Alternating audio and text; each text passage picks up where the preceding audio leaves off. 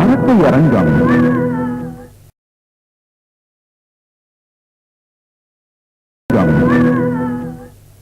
இந்த உலகத்தை இறைவன் 7 நாள்ல படைச்சான். அதுல ஆதாம ஒரு நாள் முன்னாடியும் ஏவாள ஒரு நாள் பின்னாடியும் படைச்சான். மக்கள் போய் கேக்குறாங்க இறைவன் கிட்ட. அதுக்கு அந்த இறைவன் சொல்றார், அட மானிட பிறப்பே, அந்த ஒரு நாளாவது ஆதாம் சந்தோஷமா இருக்கட்டும் தாண்டான்னு. அப்படி எல்லாம் தெரிஞ்ச இறைவனே சொல்லிட்டார், மனைவினால மகிழ்ச்சி கிடையாதுன்ட்டு. வில்லியம்ஸ் ஒருத்தர் இருக்கார் அமெரிக்கால. அவருக்கு டென்னிஸ்னா ரொம்ப ஆசை. விம்பிள்டனோட பிரைஸ் மணி $1.4 மில்லியன். அவருக்கு வயசாயிடுச்சு, அதனால முடியல. 3 பசங்க இருந்தாங்க, அவங்கள வச்சு சம்பாதிக்கலாம் நினைச்சாரு. அவங்களுக்கு சுட்டுப்பட்டாலும் டென்னிஸ் வரல. அதுக்காக 2 குழந்தைங்களை பெத்துக்கிட்டாரு. அவங்கள இன்னைக்கு பெரிய வீரர்களாக்கி அவர் அந்த கனவை நிறைவேற்றினாரு. அவங்க தான் இன்னைக்கு உடன் பிறந்த சகோதரிகள் வீனஸ் வில்லியம்ஸ், செரீனா வில்லியம்ஸ். அதெல்லாம் உடன் பிறந்த சகோதரிகள் ஒரு அழைத்து இருக்கிறீங்க. அந்த உடன் பிறந்த சகோதரிகள் ஆட்டி படைச்சுக்கிட்டு இருக்காங்க டென்னிஸ் உலகத்தை. சொன்னேன், ஒருத்தன் அட்வர்டைஸ்மெண்ட் கொடுத்தான், வைஃப் வாண்டட் அப்படின்னு. மறுநாள் லட்சக்கணக்கான லெட்டர், டேக் மைன், என்னுடையதை எடுத்துக்கொள் அப்படின்ட்டு. இப்படி இருக்கிறச்ச எங்க நல்ல மனைவி?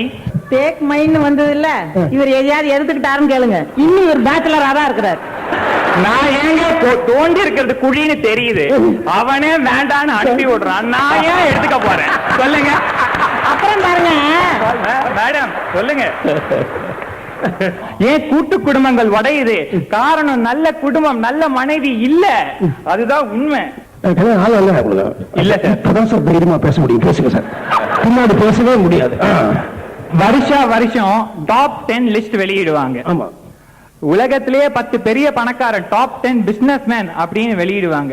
எங்கேயாவது உலகத்திலேயே 10 நல்ல மனைவி படைச்சவர்னு நீங்க ரிலீஸ் பண்ணி பாத்திருக்கீங்களா சார்? உலகத்திலேயே 10 நல்ல உலகத்தை புரிஞ்சுக்காதவர் அப்படின்னு யாராவது ரிலீஸ் பண்றாங்களா? இல்ல.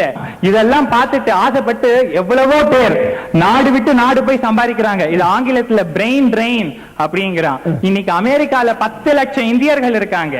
மைக்ரோசாப்ட்ங்கிற நிறுவனத்துல 5000 இந்தியர்கள் இருக்காங்க. நாசால 33.4 இன்ஜினியர்ஸ் இந்தியர்கள். வெளிநாடு விடுங்க, உள்நாடு டெல்லிக்கு வாங்க 12 லட்சம், அவர் சொன்னார் 12 லட்சம் தமிழர்கள் இருக்காங்கன்ட்டு. ஏன் வந்திருக்காங்க?